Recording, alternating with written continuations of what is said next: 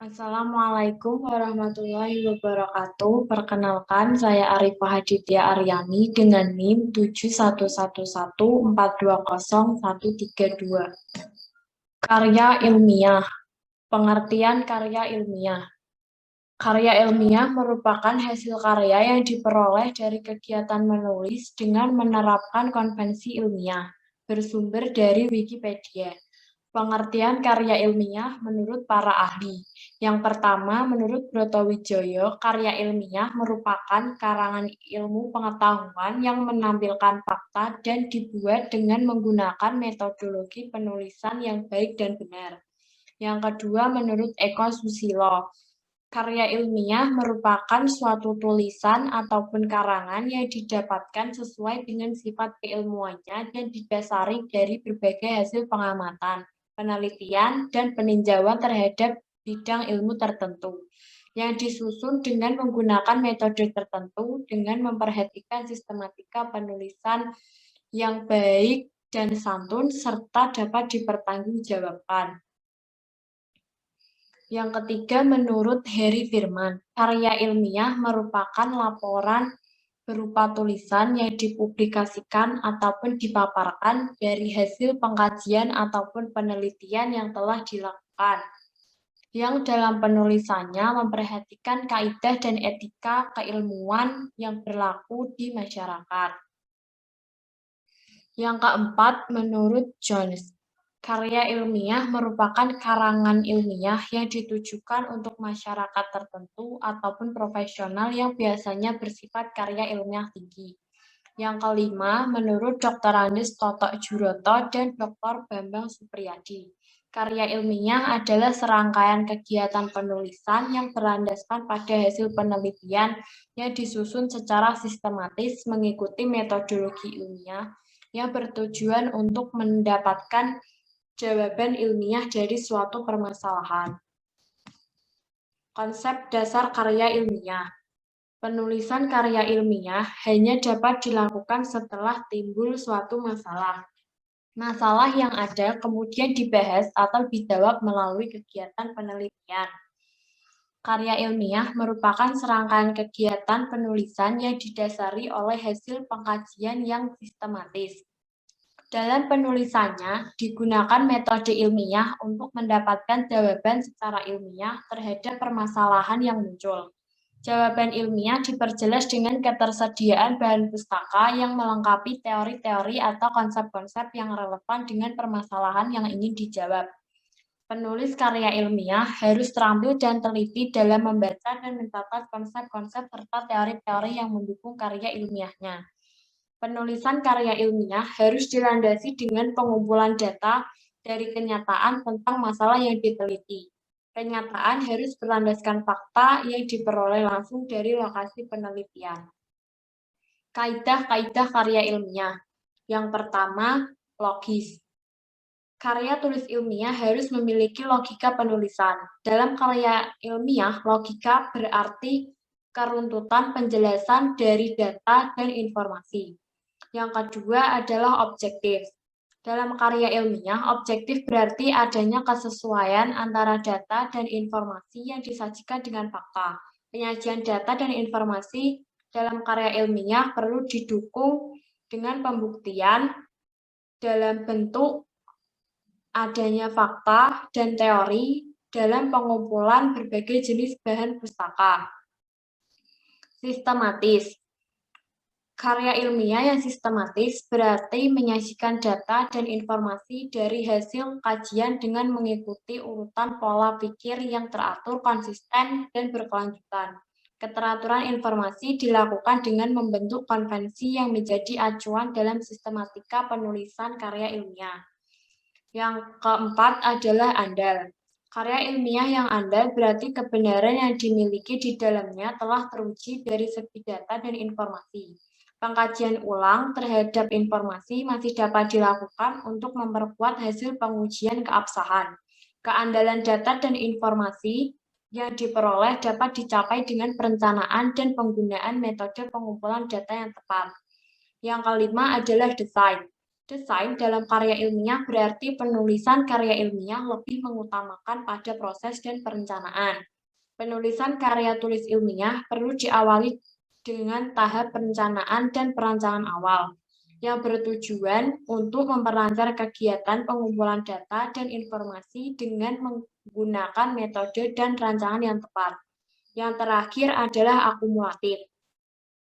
Akumulatif berarti informasi yang disajikan merupakan hasil pengkajian dari berbagai sumber terpercaya. Dalam karya ilmiah, informasi yang dikumpulkan melalui berbagai sumber tersebut tidak sekedar dibaca dan disaring saja.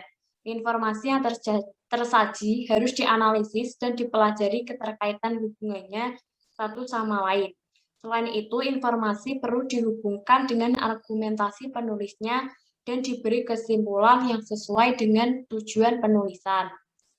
Sekian dari saya, kurang lebihnya mohon maaf. Assalamualaikum warahmatullahi wabarakatuh. Saya Rizka Yulianti, NIM 7211420038 akan melanjutkan presentasi dari teman saya. Unsur penyusun karya tulis ilmiah. Yang pertama yaitu gagasan ilmiah. Gagasan ilmiah dalam karya ilmiah berupa pernyataan ilmiah penulis. Penulis dapat memberikan pernyataan dalam bentuk suatu hal, masalah, konsep, prosedur, atau teori tertentu. Penjelasan dari gagasan ilmiah dapat disajikan dengan menggunakan contoh, ilustrasi, rincian, atau bukti tertentu. Gagasan ilmiah menjadi unsur utama yang dapat membedakan antara sebuah karya ilmiah dengan tulisan orang lain. Penggunaan gagasan ilmiah juga menunjukkan keaslian tulisan. Gagasan ilmiah wajib ada dalam sebuah karya ilmiah. Yang kedua yaitu fakta. Fakta merupakan unsur karya ilmiah yang wajib ada di dalam tulisan.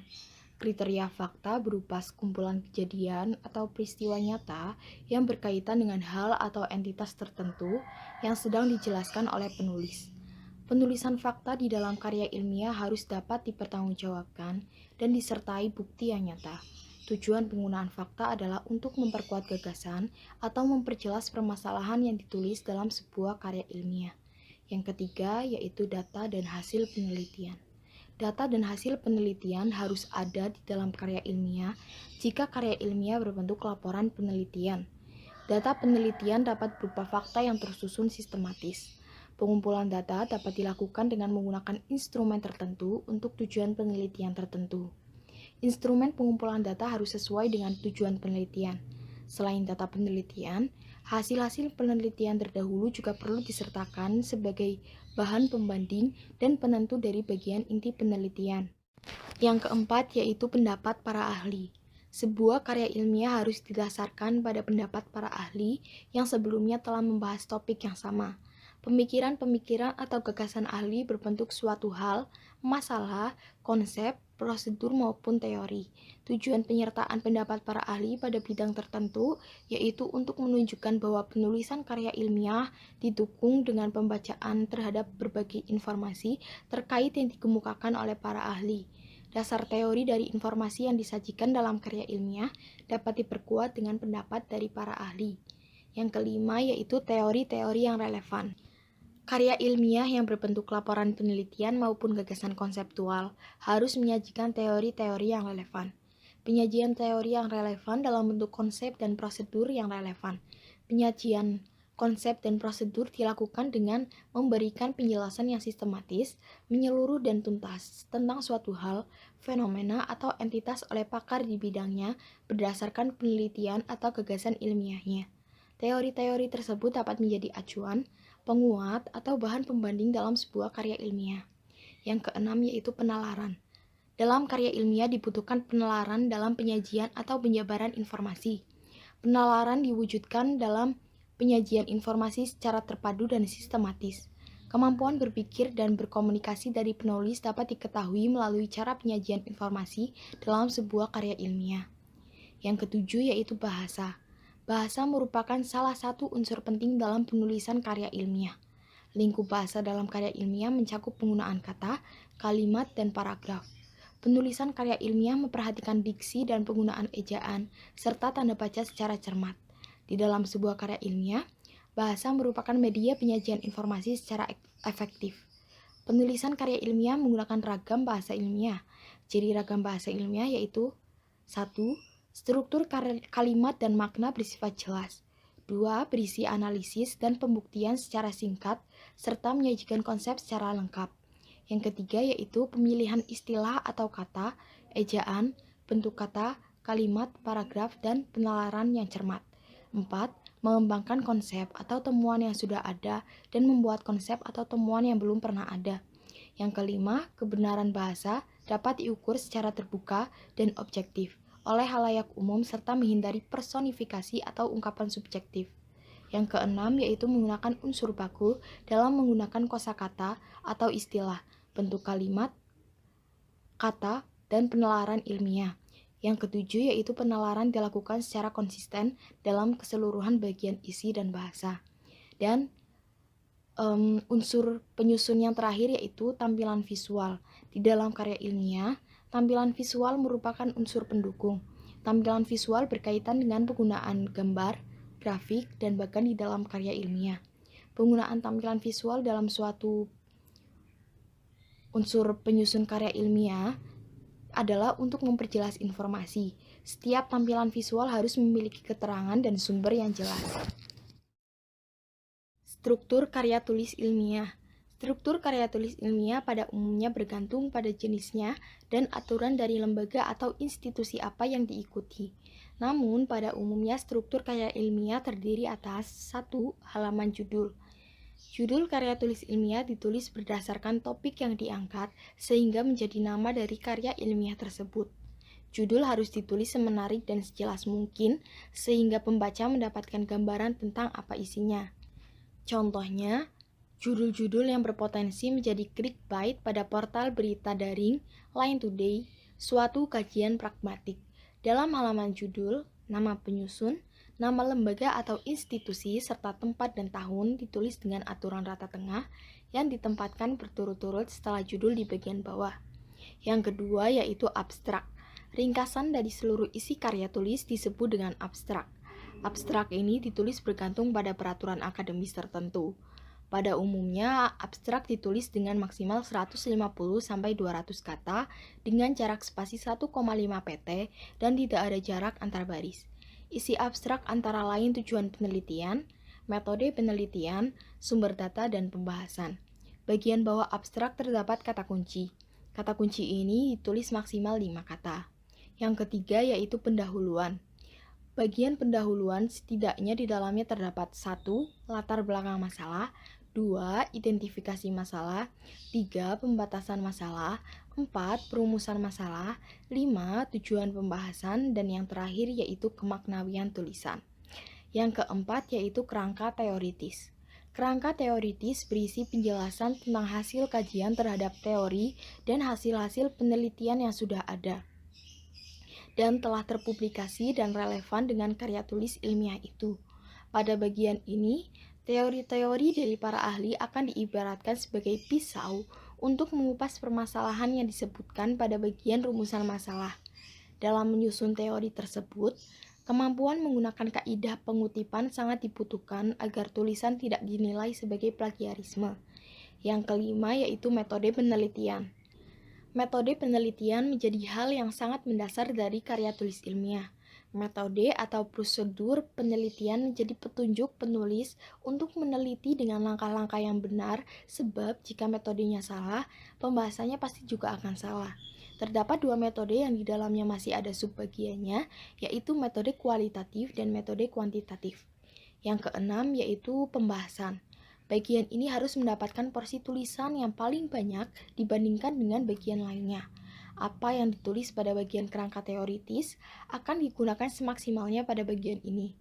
Penulis akan menggunakan daya analisisnya secara objektif bergantung pada metode yang dipilih.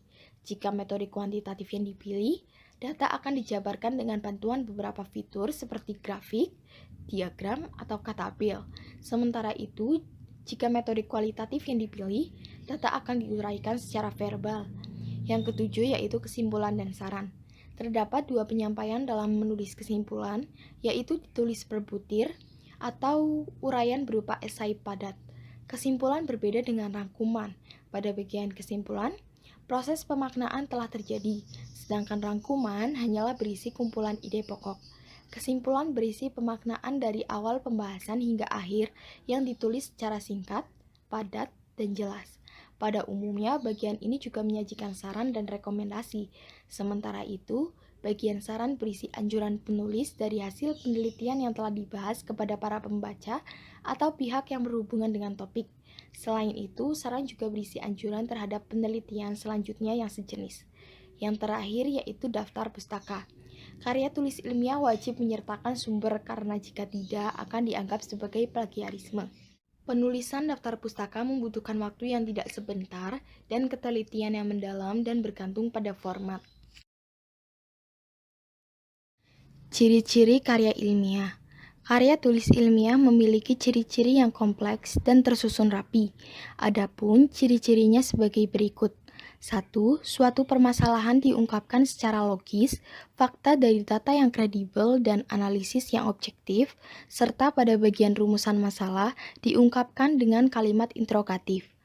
2. Opini yang dikemukakan harus berlandaskan teori dari berbagai sumber seperti pendapat ahli, jurnal ilmiah, ataupun buku-buku yang sudah terbit, bukan berasal dari imajinasi, perasaan, atau pendapat yang subjektif. Yang terakhir yaitu, ragam bahasa haruslah ilmiah, tidak ambigu, dan tidak menggunakan kata-kata yang bersifat konotatif.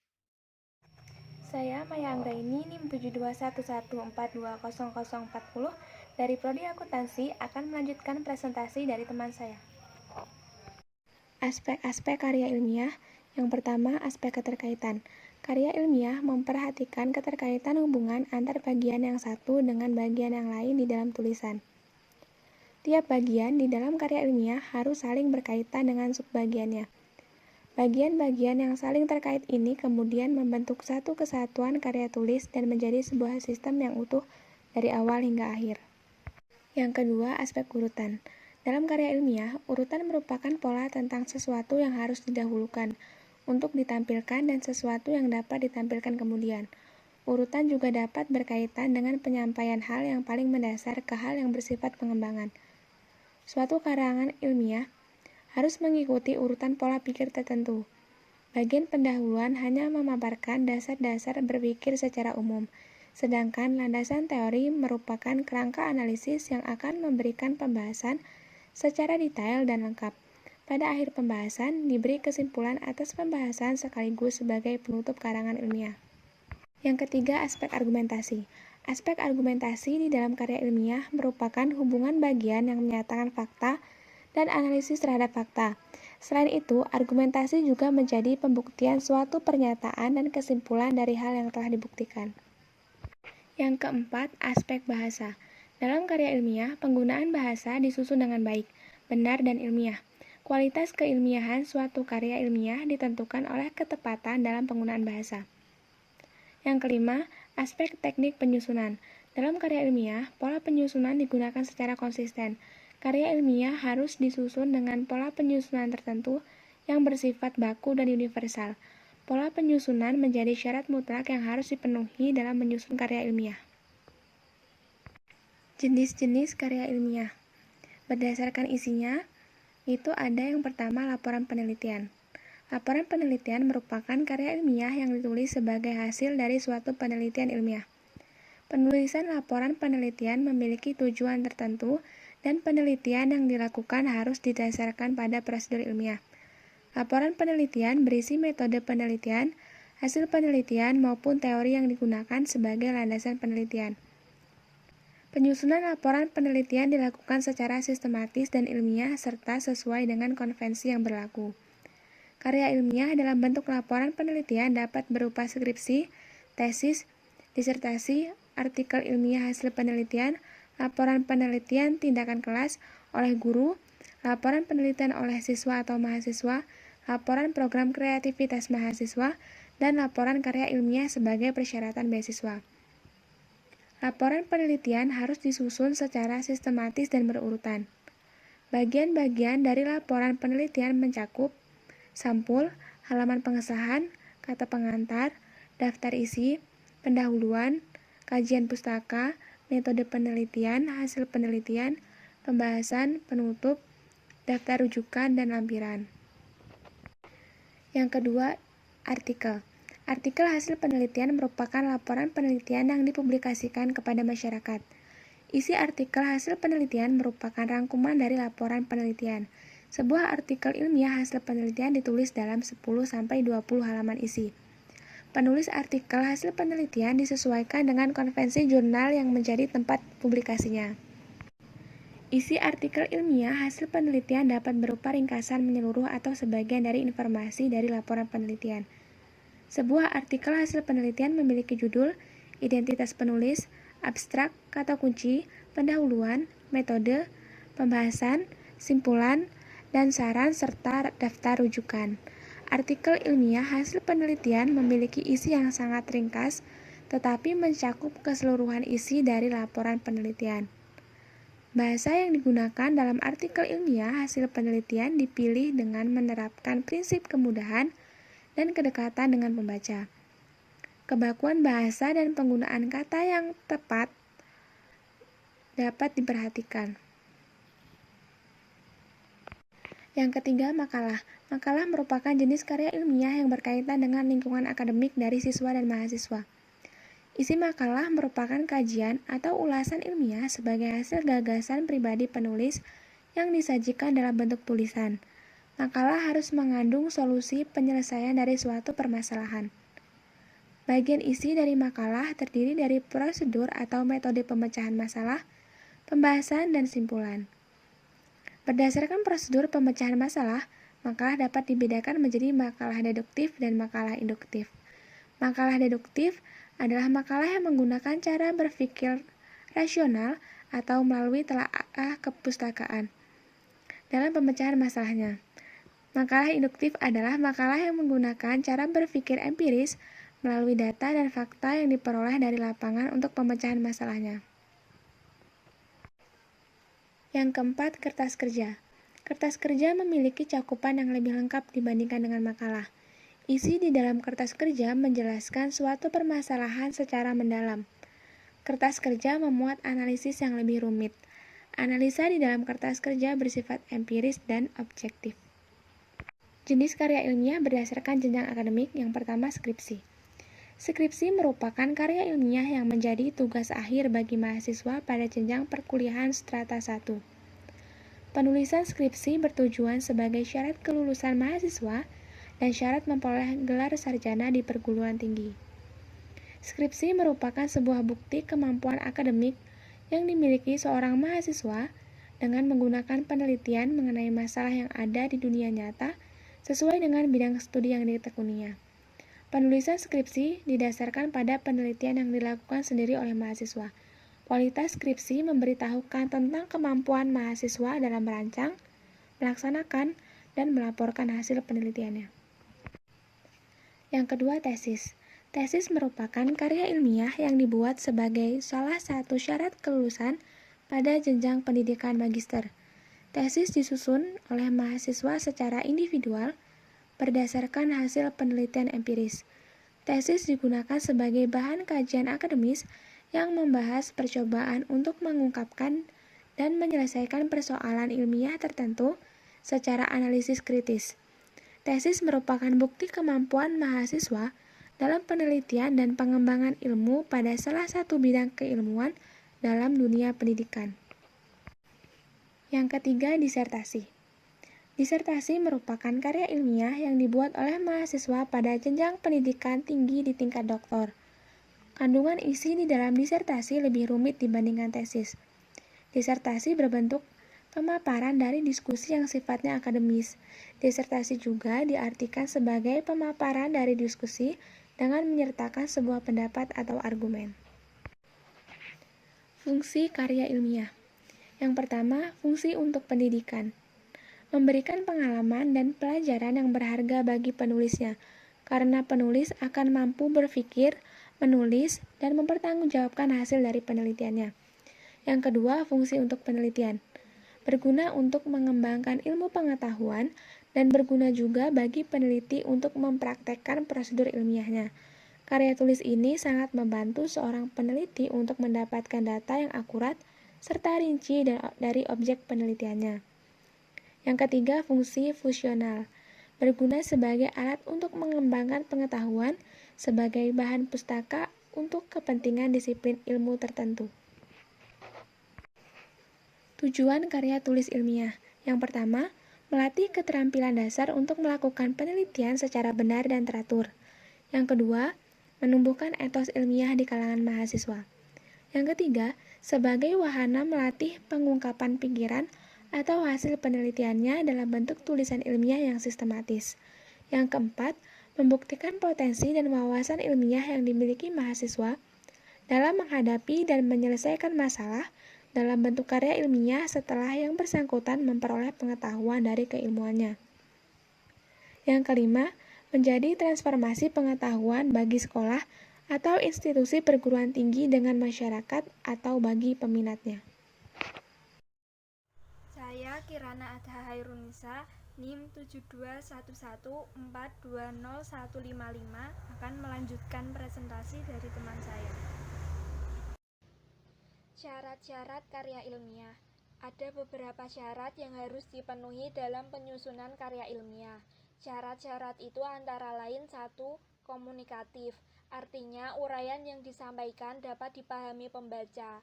Kata dan kalimat yang disusun penulis hendaknya bersifat denotatif, sehingga tidak menimbulkan penafsiran ganda pada pembaca. Pemahaman penulis hendaknya sama dengan pemahaman pembaca. 2. Bernalar, artinya tulisan itu harus sistematis, berurutan secara logis, ada kohesi dan koherensi, dan mengikuti metode ilmiah yang tepat, dipaparkan secara objektif, benar, dan dapat dipertanggungjawabkan. 3. Ekonomis, artinya kata atau kalimat yang ditulis hendaknya diseleksi sedemikian rupa, sehingga tersusun secara padat berisi. 4. Berdasarkan landasan teori yang kuat, artinya suatu hasil karya ilmiah bukan subjektivitas penulisnya, melainkan harus berdasarkan teori-teori tertentu yang dikuasai secara mendalam oleh penulis. Penulis melakukan kajian berdasarkan teori-teori tersebut. 5. Tulisan harus relevan dengan disiplin ilmu tertentu, artinya tulisan ilmiah itu ditulis oleh seseorang yang menguasai suatu bidang ilmu tertentu. 6. Memiliki sumber penopang yang mutakhir, artinya tulisan ilmiah harus mempergunakan landasan teori berupa teori mutakhir atau baru. 7. Bertanggung jawab, artinya sumber data, buku acuan, dan kutipan harus secara bertanggung jawab disebutkan dan ditulis dalam karya ilmiah. Sistematika penulisan karya ilmiah. 1. Bagian pembuka. 2. Bagian inti karangan. 3. Bagian penutup. Bagian pembuka.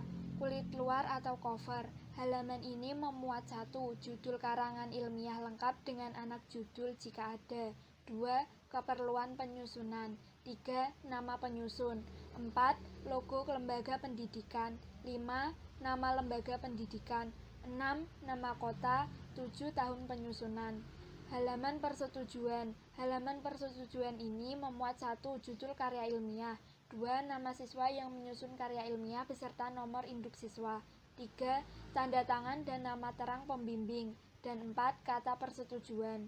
Halaman pengesahan. Halaman ini memuat bukti pengesahan administratif dan akademik oleh kepala sekolah. Halaman ini memuat 1. Judul karya ilmiah. 2. Nama siswa yang menyiapkan karya ilmiah. 3. Kalimat pengesahan beserta tanggal, bulan, dan tahun. 4. Tanda tangan dan nama terang guru pembimbing dan kepala sekolah serta cap stempel. Abstrak. Abstrak disusun dengan komponen-komponen sebagai berikut. 1. Nama siswa ditulis dari belakang, seperti penulisan nama pengarang pada daftar pustaka, apabila terdiri dari 2 bagian nama atau lebih. 2. Tahun pembuatan. 3. Judul karya ilmiah, dalam tanda petik huruf kapital hanya pada awal setiap kata. 4. Kata karya ilmiah ditulis miring. 5. Nama kota. 6. Nama sekolah. Penulisan isi abstrak tersebut dituangkan dalam 3 paragraf dengan spasi tunggal. Paragraf pertama berisi uraian singkat mengenai latar belakang masalah dan tujuan penelitian. Paragraf kedua berisi metode penelitian, mencakup populasi dan sampel, teknik pengumpulan data, instrumen penelitian, dan teknik analisis data. Kata pengantar. Kata pengantar dibuat untuk memberikan gambaran umum kepada pembaca tentang penulisan karangan ilmiah. Kata pengantar hendaknya singkat tapi jelas. Yang dicantumkan dalam kata pengantar adalah 1. Puji syukur kepada Tuhan. 2. Keterangan dalam rangka apa karya dibuat. 3. Kesulitan atau hambatan yang dihadapi. 4. Ucapan terima kasih kepada pihak yang membantu tersusunnya karangan ilmiah. 5. Harapan penulis. 6. Tempat, tanggal, tahun, dan nama penyusun karangan ilmiah. Daftar isi. Daftar isi ini memuat secara rinci isi keseluruhan karya ilmiah beserta letak nomor halamannya, mulai dari halaman judul sampai dengan lampiran. Komponen isi karya ilmiah ini dicantumkan dalam daftar isi antara lain meliputi judul-judul bab dan subbab. Penulisan daftar isi harus mempertahankan konsistensi dalam pencantuman komponen-komponen tersebut secara jelas dan terperinci. Daftar tabel, gambar, grafik, bagan atau skema, singkatan atau lambang jika ada. Daftar tabel, gambar, grafik, bagan atau skema, singkatan atau lambang berisi nomor urut halaman tempat tabel, gambar, grafik, bagan atau skema, singkatan atau lambang tersebut disajikan. Tiap-tiap jenis dikelompokkan dan diberi nomor urut tersendiri. Tajuk daftar tabel, gambar, grafik, bagan atau skema, singkatan atau lambang dituliskan dengan huruf kapital semua dan terletak di tengah-tengah penulisan. Bagian inti karangan. Latar belakang masalah. Halaman ini memuat 1. Judul karangan ilmiah lengkap dengan anak judul jika ada. 2. Keperluan penyusunan. 3. Nama penyusun. 4. Logo lembaga pendidikan. 5. Nama lembaga pendidikan. 6. Nama kota. 7. Tahun penyusunan. Rumusan masalah. Permasalahan yang timbul akan dibahas dalam bagian pembahasan, dan ini ada kaitannya dengan latar belakang masalah yang sudah dibahas sebelumnya. Permasalahan ini dirumuskan dalam kalimat-kalimat pertanyaan secara jelas. Ruang lingkup. Ruang lingkup ini menjelaskan pembatasan masalah yang dibahas. Pembatasan masalah hendaknya terinci, dan istilah-istilah yang berhubungan dirumuskan secara tepat. Rumusan ruang lingkup harus sesuai dengan tujuan pembahasan. Tujuan. Bagian ini mencantumkan garis besar tujuan pembahasan dengan jelas, dan tujuan ini ada kaitannya dengan rumusan masalah dan relevansinya dengan judul. Landasan teori. Landasan teori berisi prinsip-prinsip teori yang mempengaruhi dalam pembahasan. Teori ini juga berguna untuk membantu gambaran langkah kerja sehingga membantu penulis dalam membahas masalah yang sedang diteliti secara mendalam. Hipotesis. Menurut Kamus Besar Bahasa Indonesia, hipotesis adalah sesuatu yang dianggap benar untuk alasan atau pengutaraan pendapat, teori, proposisi, dan sebagainya. Meskipun kebenarannya masih harus dibuktikan dengan demikian, hipotesis merupakan kesimpulan atau perkiraan yang dirumuskan dan untuk sementara diterima, serta masih harus dibuktikan kebenarannya dengan data-data otentik yang ada. Pada bab berikutnya, hipotesis harus dirumuskan secara jelas dan sederhana. Sumber data atau kajian pustaka. Sumber data atau kajian pustaka yang digunakan penulis karangan ilmiah biasanya adalah kepustakaan, tempat kejadian peristiwa, hasil observasi, interview, seminar, diskusi, dan sebagainya, termasuk juga mengutip dari berbagai sumber. Metode dan teknik. Metode pengumpulan data. Metode pengumpulan data adalah cara mencari data bagi suatu penulisan. Ada yang secara deduktif dan atau induktif. Mencari data dapat dilakukan dengan cara studi pustaka, penelitian lapangan, wawancara, dan lain-lain. Teknik penelitian adalah penjabaran metode penelitian. Sistem atau metode penelitian dengan meneliti langsung objeknya. Teknik penelitian yang dapat digunakan ialah teknik wawancara, angket, daftar kuesioner, dan observasi. Semua ini disesuaikan dengan masalah yang dibahas. Bagian penutup. Daftar pustaka. Tajuk daftar pustaka dituliskan dengan huruf kapital semua tanpa diberi tanda baca dan dituliskan di tengah-tengah. Dalam daftar pustaka dicantumkan semua kepustakaan, baik yang dijadikan acuan penyusunan, karangan maupun yang dijadikan bahan bacaan, termasuk artikel, makalah, skripsi, disertasi, buku, dan lain-lain. Semua acuan dalam daftar pustaka disusun menurut abjad nama pengarang atau lembaga yang menerbitkan.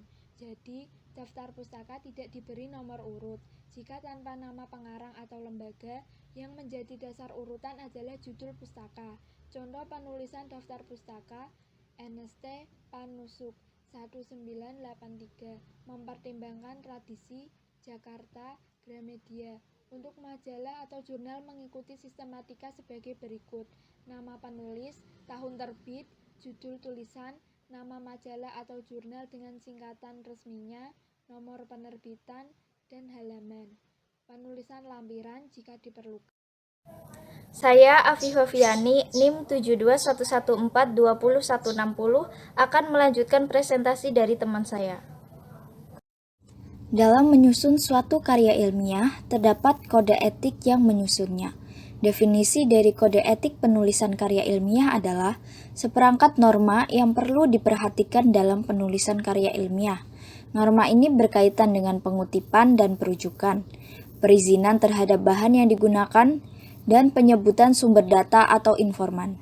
Adapun norma-norma yang harus diperhatikan mencakup 3 hal pokok, yakni yang pertama, cara pengutipan dan perujukan. Dalam menulis karya ilmiah, rujuk-merujuk dan kutip-mengutip merupakan kegiatan yang tidak dapat dihindari. Kegiatan ini amat dianjurkan karena perujukan dan pengutipan akan membantu perkembangan ilmu. Penulis harus jujur dalam menyebutkan rujukan atau pikiran yang diambil dari sumber lain. Pemakaian bahan atau pikiran dari suatu sumber atau orang lain yang tidak disertai dengan rujukan dapat diidentikan sebagai pencurian atau plagiarisme. Oleh karena itu, penulis skripsi, tesis, dan disertasi wajib membuat dan mencantumkan pernyataan dalam skripsi, tesis, atau disertasinya bahwa karyanya itu bukan merupakan pengambil alihan tulisan atau pemikiran orang lain. Jadi, pada intinya, penulis harus menghindarkan diri dari tindakan plagiat. Yang kedua, cara perizinan. Dalam menggunakan bahan dari suatu sumber, misalnya instrumen bagan, gambar, dan tabel, penulis wajib meminta izin secara tertulis kepada pemilik bahan yang dikutip pendapatnya.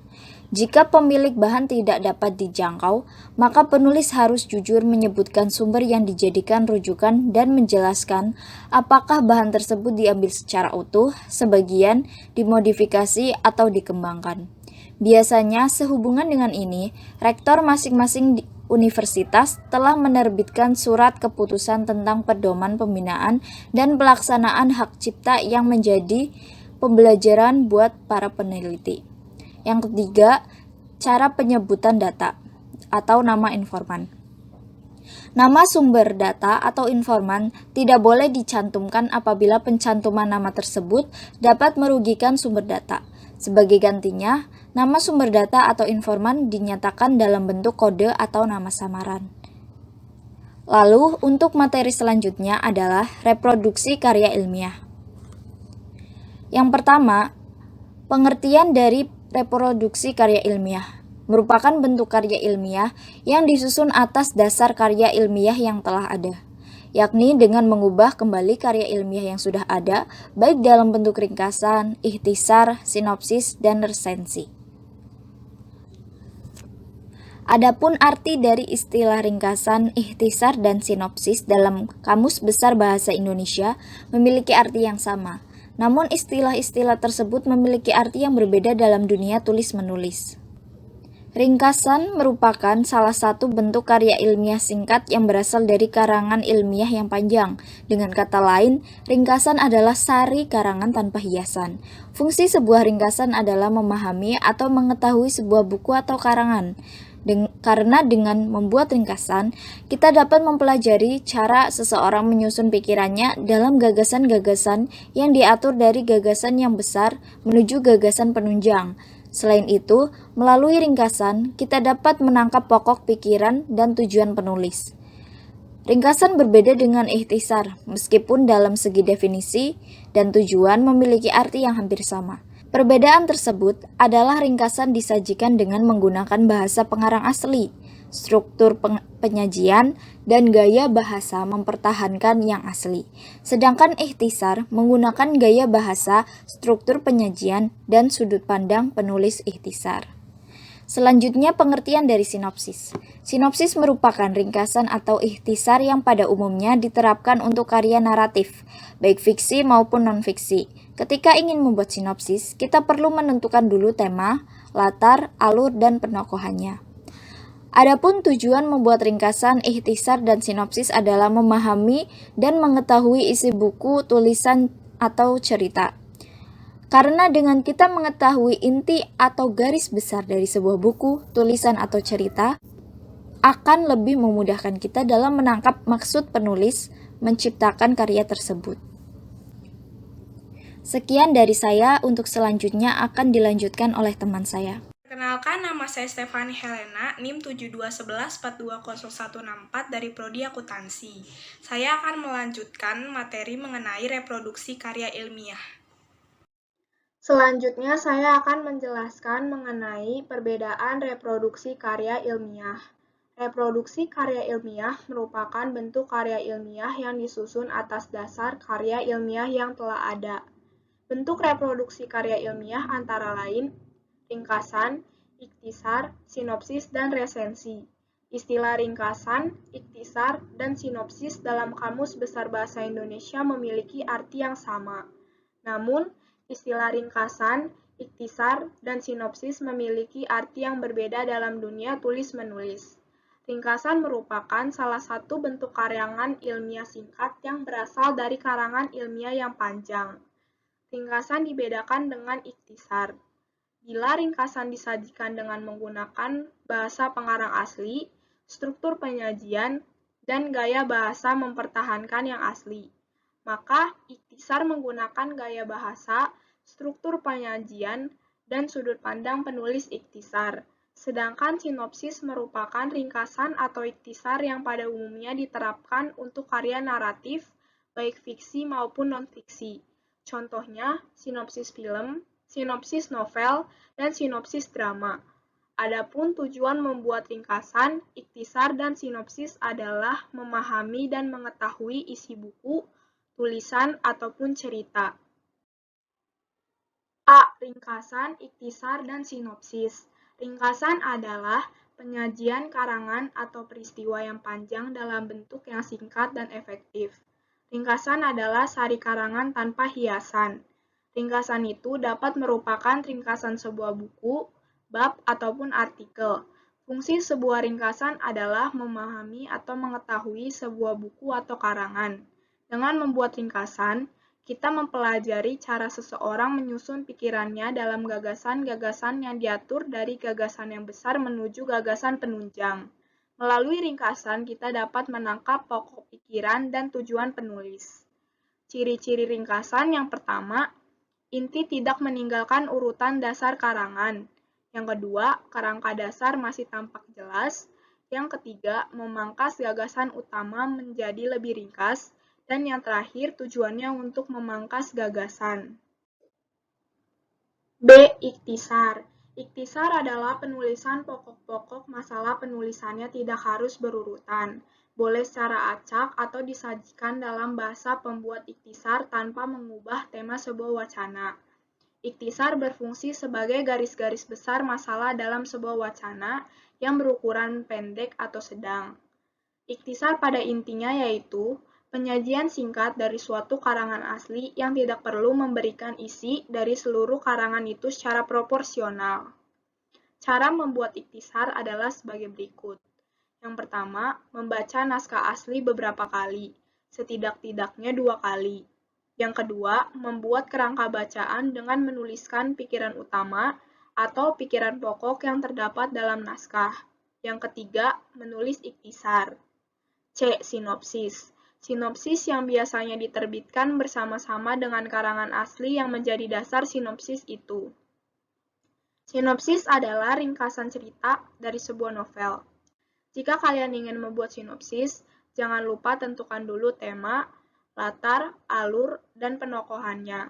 Tema merupakan gagasan pokok atau pokok cerita. Latar merupakan tempat dan waktu terjadinya peristiwa. Alur merupakan jalan cerita, dan penokohan merupakan pelaku cerita. B. Resensi. Jenis tulisan yang memiliki hubungan dengan ringkasan ikhtisar adalah resensi. Resensi adalah suatu ulasan mengenai nilai sebuah karya atau buku.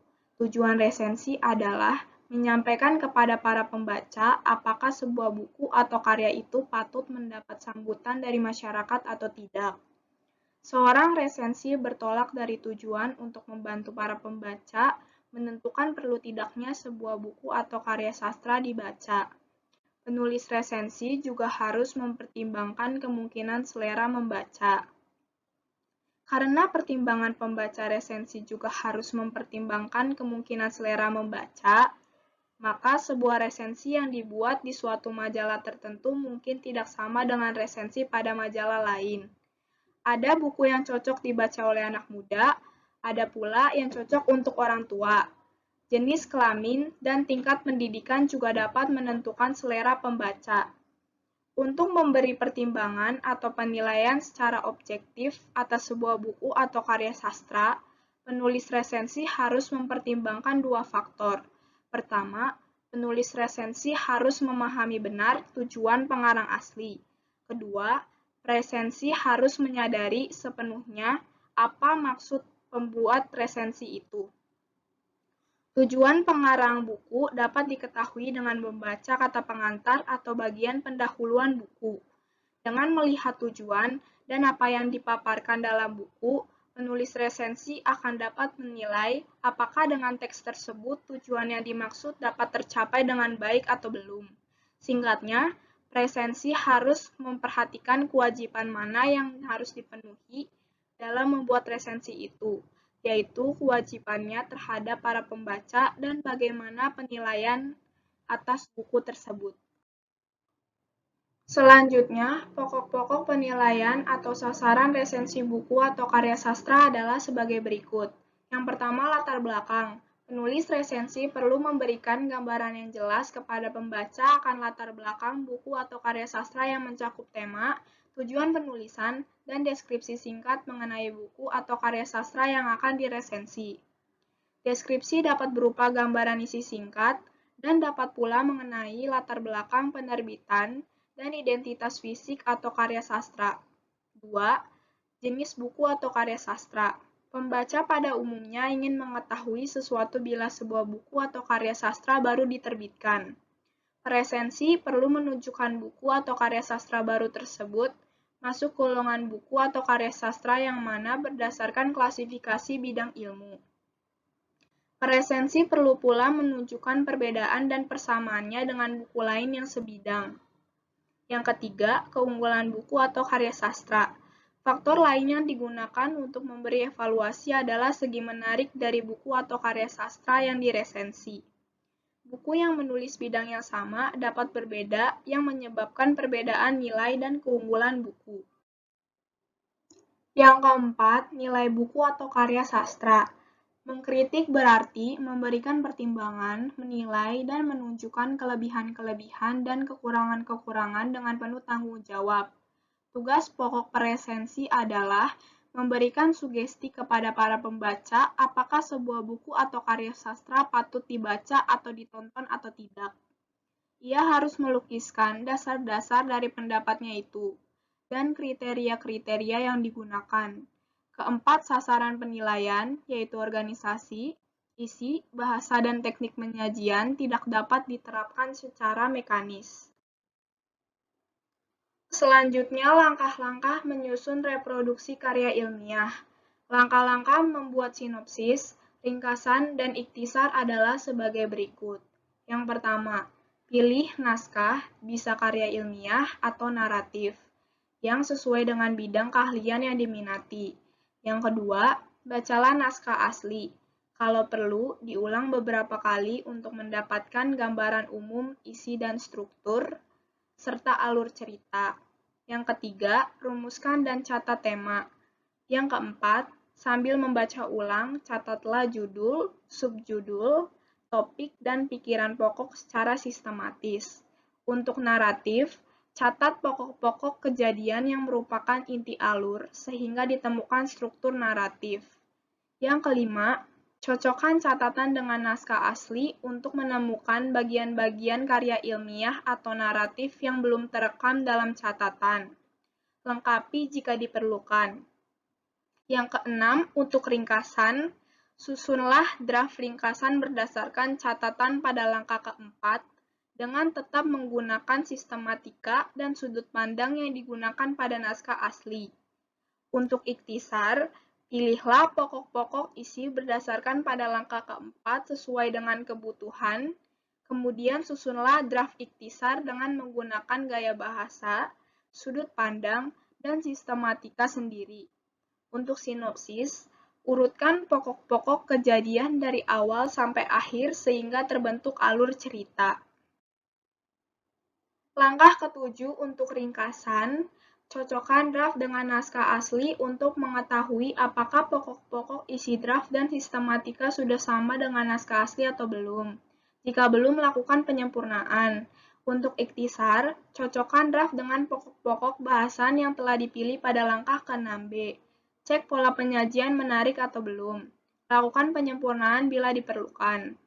Untuk sinopsis, cocokkan ringkasan alur cerita dengan cerita aslinya. Usahakan unsur-unsur dramatik masih tetap muncul. Langkah ke-8, cek jumlah kata atau halaman draft ringkasan, ikhtisar, sinopsis apakah sudah sesuai dengan kebutuhan atau belum. Jika terlalu singkat, lakukan pengembangan. Bila terlalu panjang, lakukan penyingkatan. Langkah ke-9, periksa penggunaan bahasa. Kalimat harus efektif, lebih baik menggunakan kalimat tunggal, kohesi, dan koherensi paragraf.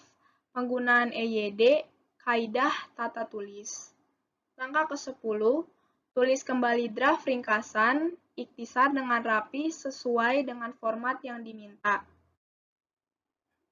Selanjutnya, resensi dan sasaran resensi. Resensi adalah suatu penilaian terhadap sebuah karya.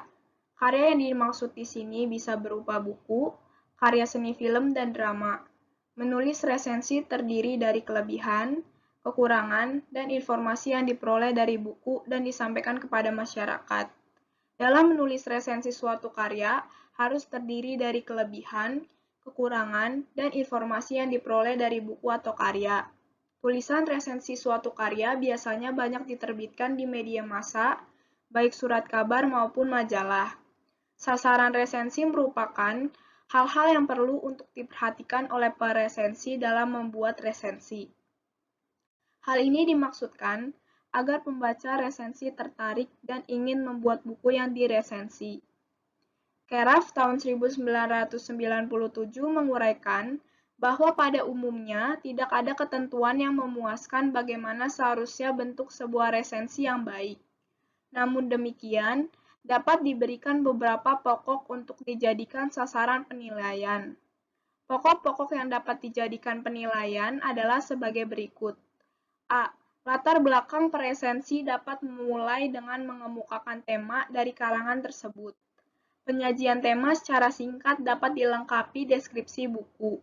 Deskripsi buku bukan hanya menyangkut isinya, melainkan menyangkut data buku.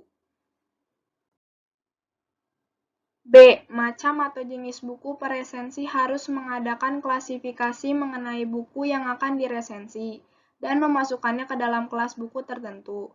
Dengan klasifikasi peresensi, dapat melihat ke semua sisi sehingga dapat memberikan penilaian secara lebih konkret. C.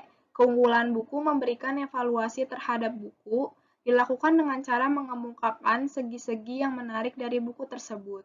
Mengenai keunggulan buku, penulis resensi pertama-tama mempersoalkan organisasinya. Yang dimaksud organisasi adalah kerangka buku itu, hubungan antar satu bagian dengan bagian yang lain. Yang kedua, untuk menilai dari dekat sebuah buku, penulis resensi juga mempersoalkan bagaimana isinya. Hal yang ketiga adalah bahasa yang digunakan. Ada yang berpendapat bahwa yang penting isinya, bahasa tidak penting. Tetapi, bagaimana mungkin pembaca dapat memahami isi buku tersebut jika bahasa yang digunakan tidak dapat dimengerti? Misal menggunakan bahasa yang berbelit-belit, kaku, dan tidak berkualitas akan mengaburkan isi. Menilai sebuah buku berarti memberi saran kepada pembaca untuk menolak atau menerima kehadiran buku tersebut. Namun, sebagai peresensi harus tetap mengingat tujuannya, mengemukakan pendapatnya dengan jelas, cara khusus dan selektif. Dari uraian mengenai pokok penilaian atau sasaran resensi buku tersebut, dapat disimpulkan bahwa pokok penilaian dan sasaran resensi yaitu latar belakang buku, macam atau jenis buku, keunggulan buku, dan nilai buku. Sekian materi yang dapat kami presentasikan mengenai karya ilmiah dan reproduksi karya ilmiah. Kurang lebihnya mohon maaf, atas perhatiannya kami ucapkan terima kasih.